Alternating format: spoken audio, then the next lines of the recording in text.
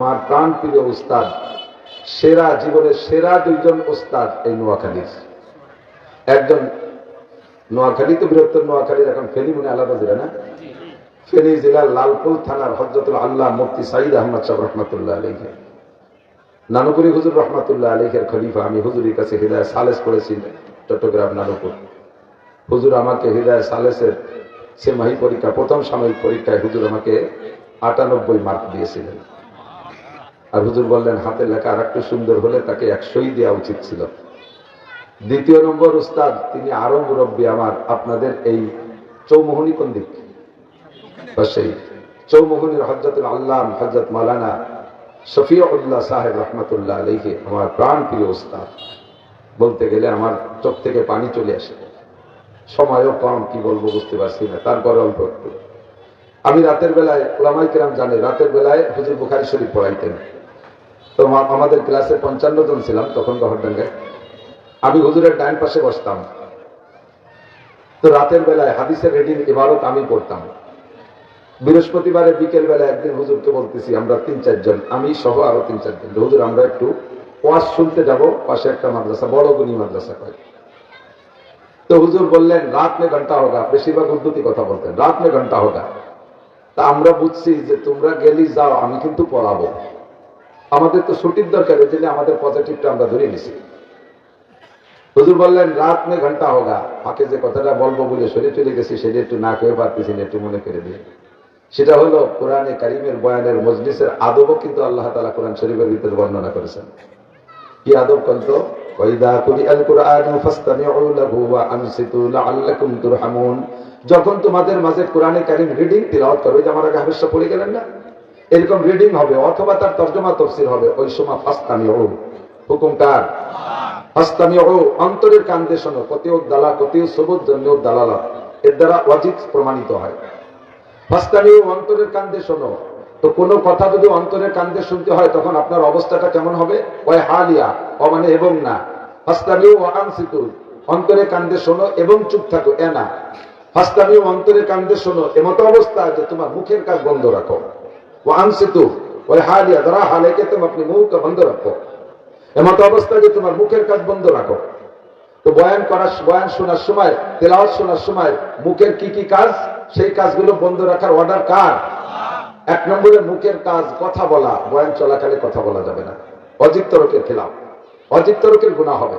2 নম্বরে মুখের আরো যে কাজ আছে, বাদাম খাওয়া, চানাচুর খাওয়া, খই খাওয়া, 2 পটেটো কিনে এনে খাওয়া, পানে জাগর কাটা, জাগর কাটা বোঝেন তো না? কব না, পান খাওয়া, এই সবগুলোর থেকে মুখরে বন্ধ রাখা, হুকুম কার? যদি এই আদবের সাথে বয়ান শোনেন, আল্লাহ লাআল্লাকুম তুরহামুন, অবশ্যই তোমাদের উপরে রহমত নাযিল করা হবে। আর যদি এই সমস্ত আদবের খেলাফ হয়ে যায়, তাহলে রহমত থেকে বঞ্চিত হয়ে যাব। জীবনে বহু টাইম পাবেন বাদাম খাওয়ার, আগে পরে আজও টাইম পাবেন। কিছুক্ষণের জন্য বাদাম খাওয়া খাই বন্ধ রাখা যাবে? আমি আপনাদের এলাকার মেহমান, গোপাল লেগে পর রাগ করেন আর রাগ করেন, দেখি তুমি এসেছেন মেহমান হিসেবে।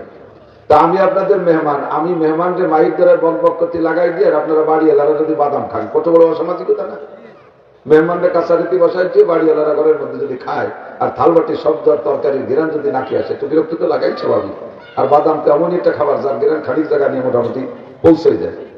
আমারও নাকে আসতেছে, আমারও তো খাইতে মনে চাইতে পারে। যদি মনে করেন যে হ্যাঁ বাদাম খায় একটা সাবজেক্ট, তাহলে দেন, বাধ্য করে সবাই একসাথে বাদাম খাই, এরপরে ওয়াজ হবে। তাই কি হবে নাকি? তাহলে বাদাম বন্ধ রাখতে হবে, ঠিক আছে? আমার হুজুর রহমাতুল্লাহ আলাইহির কাছে ছুটি চাইলে হুজুর ওই বললেন, আমরা কয়েকজন সংখ্যা ওয়াজের দিকে চলে যাও। আমরা কয়েকজন, ওই কয়েকজন ছুটি মনে করে আমরা ওয়াজ শুনতে চলে গেছি। কপাল খারাপ, রাতের বেলা হুজুর যখন ক্লাসে আসছেন, হুজুর চোখে দেখতেন না, মুখস্থ পড়াইতেন। বুখারীও মুখস্থ, তিরমিজিও মুখস্থ পড়াইতেন। তহাবি শরীফ, আমি 3টে কিতাব পড়ছি, 3টা মুখস্থ পড়াইতেন। আপনারা এলাকার মানুষ হুজুরকে অতটা চেনেন না। সারা জিন্দেগি গহরডাঙ্গা, ভারতের থেকে পড়ে আসার পরে গহরডাঙ্গা সদস্য হুজুর নিয়ে এনেছে। আর হিনে হায়াত হাত্তাল মৌত হুজুর গহরডাঙ্গায়। শেষ দিকে সে অসুস্থ হলে মনে বাসায় চলে আসছিলেন। ছয়ানি। আমার হুজুরের কবরকে আল্লাহ জান্নাতুল ফেরদাউস পৌঁছায় দিক, সবাই বলে না আমিন। তো রাত্রে হুজুর এসে ক্লাসে এসে বলতেছে, কারি সাহেব পড়ো, চোখে তো দেখে না। হুজুর মনে করছে তো যাইনি, তো যারে পড়তে, আমারই পড়তে বলছে, তা আমি তো নেই। ভাগ্য খারাপ, ওই জায়গা বসে যে তেলাওয়াত করতে গেছে, সেই বারতে গলত করে ফেলেছে, পড়তে পারতেছে না। এবার ওই মুখস্থ বলতে কারি সাহেব কাহা গেয়া, কারি সাহেব কাহা গেয়া, মানে যে পরে সে কোথায় গেল? তো বলতেছে, সবাই বলতেছে হুজুর ওয়াজ শুনতে গেছে। আর গরম হয়ে গেছে, বিশাল রাত, ঘন্টা নেই হোগা, উনকে এখরাজ করতে পড়েগা, আর ক্লাস হবে না, ওই কটাকে বহিষ্কার না করে আমি পড়াবোই না। এই রাগ করে উঠে চলে আসছে মসজিদে, যে রাগ। আমরা তো রাতারাত চলে আসছি, সকালে ক্লাসে যাব। আর এক শিক্ষক ছিলেন মহাদ্দেশ বগুড়ার হুজুর। হুজুর বললেন, মিয়া সর্বনাশ করছে, দাওরার বছর যদি নাম কাটা খাও তাহলে কিন্তু জীবনে শেষ, এই দাগ চিরকাল চলতে তাহলে থাকবে। আর বুড়ো যেভাবে খেপছে, তাতে নাম না কাটলে বেলা আর কাম হবে না। তো বললাম যে হুজুর একটু চলেন, আপনি একটু বলেন। যে রাগা রাখছে কোনো উস্তাদ তার সামনে যাওয়ার কায়দা নেই, পারলি তোমরা সমাধান করে আসো। আমরা তিনজন গেছি, যাইয়া হুজুরের পা ধরছি, হুজুর খাটে ভাবে বসা, আমি মাঝখানে, দুইজন দুই পাশে পা ধরছি। পা ধরলি এই সাথে সাথে কিল ঘুষি শুরু করছে। চোখে তো দেখে না, মুখস্থ কিল একটা লাগে একটা লাগে না। তখন চিন্তা করলাম যে কিল ঘুষি যখন দিয়েছে, তালি বাঁচার উপায় হয়েছে। যদি কিছু হাত না দিতেন তালি আর মাফ করতেন না, মারছে যখন তালি মাফ করবেই। তবে মাইরটা যদি এখন প্রতি পর্যাপ্ত না হয়, ফিরে আবার মানুষের মধ্যে আবার মারবে। খাটের নিচে দেখি লাঠি, এরকম মোটা বেতের লাঠি, আমি নিজে ধরে দিছি। পিটাইয়া শেষ করুক, নামটা না কাটুক, লাঠি ধরে দিছি। পিটান শুরু হয়ে গেছে, মোটা এত বড় লাঠি, তিনজনের পিঠে গুঁড়ো গুঁড়ো হয়ে গেছে। এর কয় মাস পরেই তো মৌলানা হয়ে বেরোয় চলে আসছি, কর্মজীবনে চলে গেছি। আমি শিক্ষকতার পরে 5-6 বছর পর্যন্ত ছাত্রদের সামনে গেঞ্জি খুলে গোসল করতাম না, পিঠে ঘাড়ের থেকে নিয়ে মাজা পর্যন্ত লম্বা লম্বা দাগ, কালো হয়ে গেছে। তো সবাই তিনজনই মার খেয়ে কাঁদতেছি। আর এরপরে হুজুরও মারা শেষ, হুজুরও কাঁদতেছে খাটে শুয়ে। চলে আসছে রুমের থেকে, ঘন্টা বললে ক্লাসে যখন বসছি, আহারে আরে আল্লাহ, হুজুর ডাকতেছে, নাসির কাহা, অলিউল্লাহ কাহা, আফতাবউদ্দিন কাহা, তিনজন। আমি তো পাশে, জি হুজুর আছে, মাথায় হাত দিচ্ছে। আমি মনে করছি একটু মাথায় হাত দিয়ে আদর করে শেষ করব। আমি জানি না, আস্তে আস্তে ভাবে হাত নামাইতে নামাইতে আমার হাত ধরে নিয়ে আমার পা ধরে বসছে, পা ধরে কাঁদতেছে, আমার মাফ করে দাও, তোমাদের অন্যায় যতটুকু হয়েছে তার চেয়ে আমি আঘাত বেশি করে ফেলেছি, আমার মাফ করে দাও। হুজুরও কাঁদতেছে, পুরো ক্লাস কান্নায় রং পড়েছে। এমন ভাবে ধরছে যতক্ষণ পর্যন্ত না বলছে যে হুজুর মাফ করে দিছে, ততক্ষণ চলে। আদমিয়া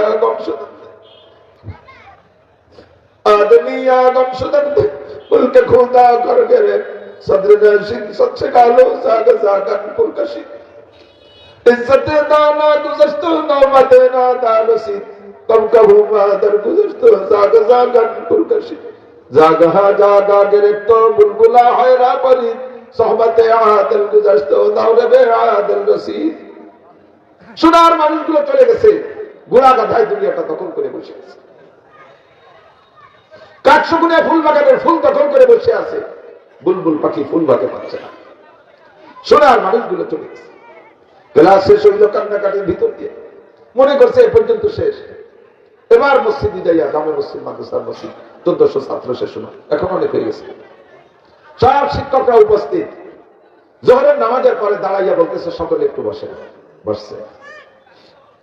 সকালবেলা নাসির, আফতাব আর অলিউল্লাহকে আমি পিটাইছি, তাদের অন্যায়ের চেয়ে পিটান বেশি হয়ে গেছে। আমি ক্লাসে তাদের কাছে পায়ে ধরে মাফ চাইছি, ওরা আমারে মাফ করে দিছে, আপনারা সাক্ষী থেকে। ওরা আমারে মাফ করে দিছে, আপনারা সাক্ষী থেকে। আবার পুরো মসজিদ কাঁদতেছে, মোহতাম সাহেব কাঁদতেছে, কাশির হুজুর কাঁদতেছে, বরিশাল হুজুর কাঁদতেছে। কি আজিব। হুজুর বললেন, तुम आज ही ले मुझसे इंतकाम, बरोज़े क़यामत न रखे ये काम, खुदा पास मुझको अदालत ना हो, बरोज़े क़यामत खजालत ना हो। প্রতিশোধ দিতে হলে দুনিয়া থেকে নিয়ে নাও, এ কাজ আখিরাতের জন্য বাকি রেখো না। প্রতিশোধ দুনিয়া থেকে নিয়ে নাও। লক্ষ লক্ষ কোটি কোটি মানুষের সামনে আমাকে বিচার করা হবে, সেই দিন আমি অপমানিত হব যেভাবে। আজকে 1400 ছাত্র শিক্ষকের সামনে আমি ক্ষমা চাইলাম, আমি সেভাবে অপমানিত হব না। কাজে আমি সকলের উপস্থিতিতে আপনাদেরকে সাক্ষী রাখি, নাসির, অলিউল্লাহ আর আফতাব আমারে ক্ষমা করে দিয়েছে, আপনারা কি আমাদের সাক্ষী থেকে হবে এরকম শিক্ষক? ছাত্রকে পিটেন দিলে আরো সেই পিটেনকে বৈধ করার জন্য নানান যুক্তি খাড়া করা, এটাই তো হবে না, তা না। আযযারবুল সিরিয়ান কাল মায়াফিল বুস্তান, ছাত্রদেরকে ছোটদেরকে পিটানো বাগিচায় পানি ঢালার মতো। নতুন নতুন চারা লাগাইছেন, ছোট ছোট মরিচের চারা, বিকেলবেলা লাগাইছেন, নরম মাটি, একটু পানি দিতে হয়, লাগায় পানি দিতে হয় না? পানি দেওয়ার পরে দেখবেন তাৎক্ষণিকভাবে পানি দিলে গাছগুলো কিন্তু হেলে যায়।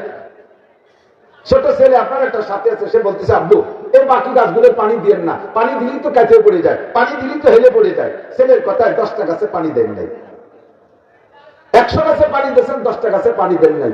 আগামীকাল সকালবেলা 11টার দিক মাঠে গিয়ে দেখবেন পানি দেওয়া আর না দেওয়ার ফলাফল। যে গাছগুলো গতকালকে পানি দিছিলেন তাৎক্ষণিকভাবে হেলে পড়ে গেলেও রাতারাত ওই গাছগুলোর মাথা সোজা হয়ে গেছে। আর যে গাছগুলো পানি দেন নাই, হেলে পড়ে যাওয়ার ভয়তে তাৎক্ষণিকভাবে খাড়া ছিল, পরের দিন দেখবেন বেলা 11টার সময় রোদ যখন উঠছে ওইগুলো মাথা নিচু হয়ে গেছে। ছাত্রদেরকে পিটাইলে, ছেলেদেরকে ছোটদেরকে পিটাইলে, পরিমাণ মতো পিটাইলে এই বাগিচায় পানি দেওয়ার মতো হয়। তাৎক্ষণিক পিটাইলে কাজ হয়ে হেলে পড়ে গেলেও একদিন সে মাথা খাড়া হয়ে ওঠে। সে একদিন আরেকদিন হাবিব হয়, সে মুফতি সাইদ আহমদ হয়, সে মুফতি মাওলানা শফিউল্লাহ রহমাতুল্লাহ আলাইহি হয়, সে আপনাদের কুমিল্লার সন্তান আব্দুল মালিক হয়। কথা বলেন ঠিক ঠিক না? আর যেটাতে পানি দেওয়া হবে না, পিটেন দেওয়া হবে না, ও সেই সময় মাথা খাড়া থাকবে, মস্তান হবে, ডাকাত হবে, লুচ্চ হবে, মৎখর হবে, গাঁজাখর হবে, এবাখর হবে, ফেন্সিডিল হবে। আমার হুজুরের পিটেন এইভাবে কেটে গেল ওই সময়। ওই দিন মাদ্রাসার মসজিদে আমি শুধু দাওরা পড়ছি, উস্তাদদের সাথে অতটা পরিচিত না। প্রথম ক্লাস থেকে, প্রথম পরীক্ষা থেকে নাম্বার বলে 1 নম্বর হয়েছি, সেভাবে কিছুটা পরিচিত, বাকি সবাই চেনে না এখন। তো এই 6 মাসের মাথায় গিয়ে এই ঘটনা। মাদ্রাসার মসজিদে উস্তাদরা ইমামতি করেন, আসরের নামাজে যে হুজুর ইমাম নাজেম সাহেব উনি নাই, ছাত্ররা ধরে আমার দেশে আপনি পড়ান, পড়াইলাম আসর। মাগরিবের সময় নামাজ পড়ায় বড় কারি সাহেব, ঘটনাক্রমে উনিও নাই, সে সময় আবার আমার দেশে নামাজ পড়ায় আমি নামাজ পড়াই। ঈশার সময় নামাজ পড়ায় সেজে হবে সাহেব, উনিও নাই, আমারও দেশে ঈশার সময় আমারে ঠেলে আছে তুমি নামাজ পড়া। ছাত্ররা দেশে 3 অক্ট পড়ানোর পরে ওই সময় দাঁড়াইয়া চৌমনি হুজুর আমার উস্তাদ, আমার উস্তাদ, আমার পীর হুজুর বললেন, এখন থেকে নিয়ে বছরের শেষ পর্যন্ত এই 3 অক্টের ইমাম তুমি। এখন থেকে 3 অক্টের ইমাম আমি, হাফেজ না, আমি শুধু মৌলবী। পরের দিন ক্লাসে যাইয়া বরিশালের হুজুর মুসলিম শরীফের হাফেজ, মুসলিম শরীফ 30 পারা মুখস্থ পড়াইছেন বরিশালের হুজুর, আমরা জানি পড়ছি।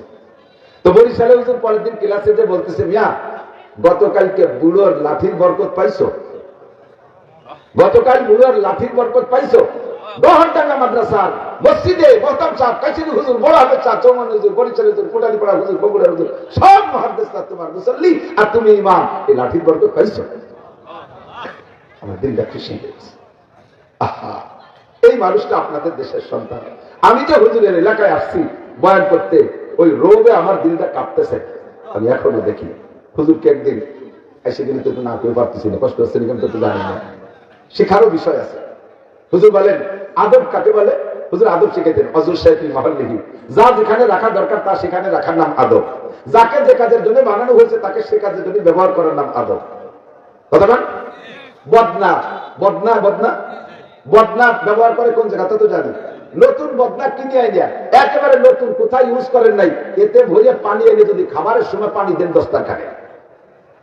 বদনা নতুন, বাথরুমে ব্যবহার করেন নাই, এই নতুন বদনায় পানি এনে যদি খাবারের সময় খাইতে দেন খাবারের জায়গায়, তাহলে বিবেক একটু বাধা দেয় কি দেয় না?